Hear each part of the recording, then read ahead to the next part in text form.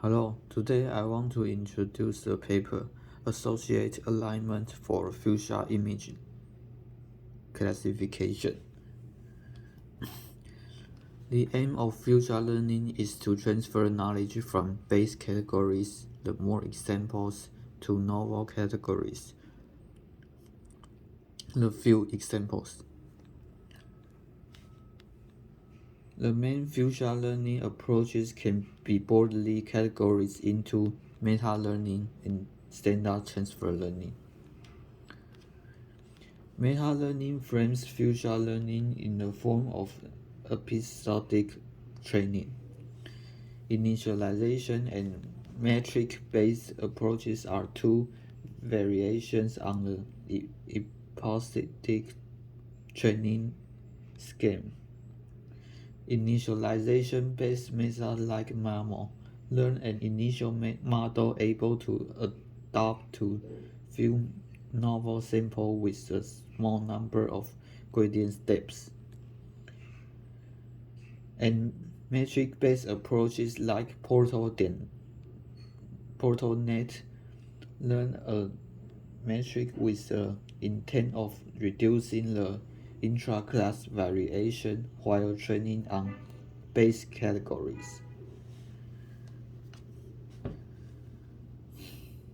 Some people demonstrated that standard transfer learning, despite its simplicity, could result in similar generalization performance compared to meta-learning approaches.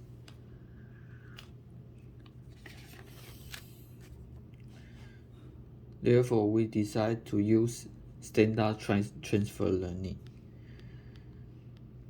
Given the base category in pre-training stage shown by the circles and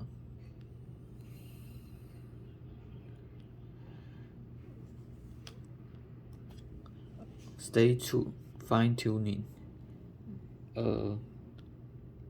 Any change in extractor can lead to overfitting. One possible solution is to fix the feature extractor, but this makes classification harder.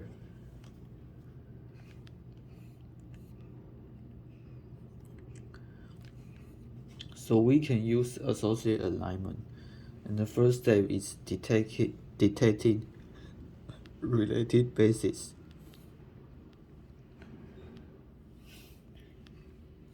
After training network on base categories, we fine-tune the classification layer using normal categories.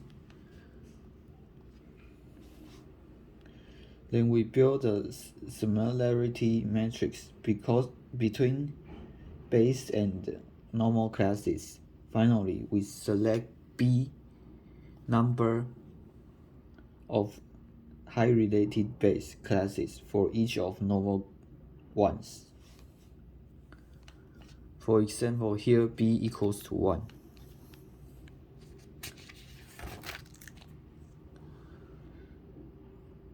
Here is an example of related base if B equal to 10.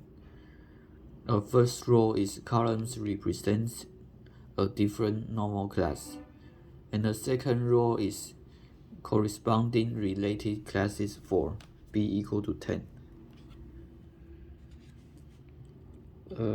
Associate alignment, aligning normal classes to their corresponding related bases. And there are two ways of associate alignment. One is centroid alignment. Number two is a transversal alignment.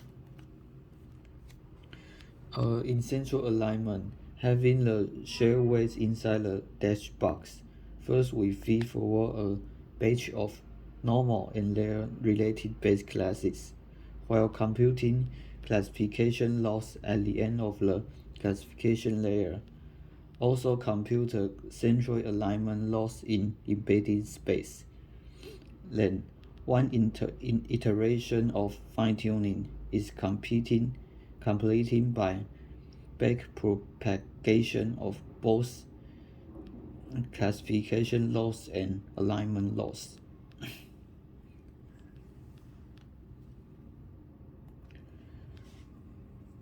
And here is the century of related base. It's computing by this formula.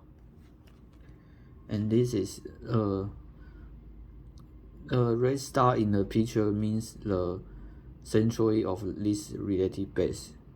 And after the century alignment, this normal class will move to the centroid.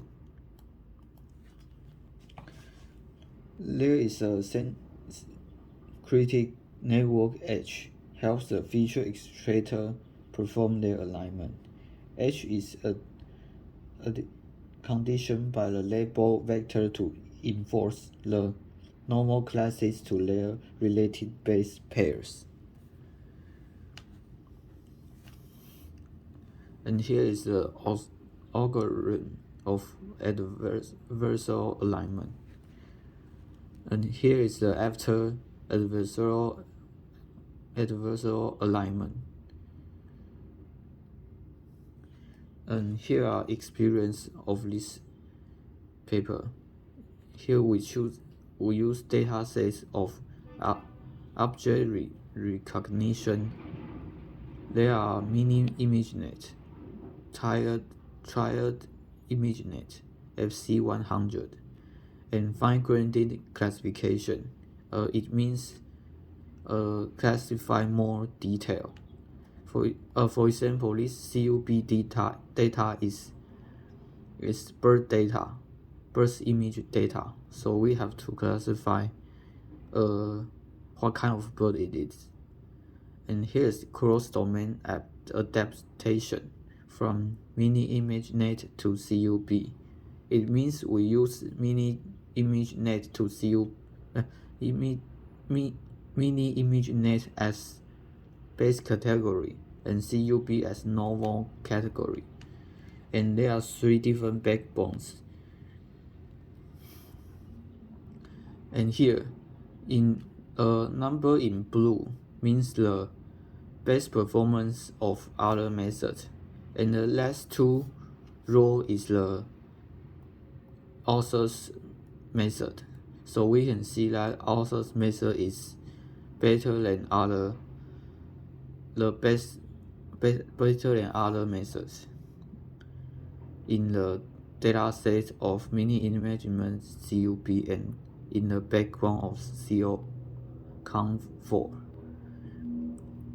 As this one, you can see the centroid alignment has the best performance than all the other methods in the dataset mini ImageNet and triad ImageNet and backbone in WRN2810.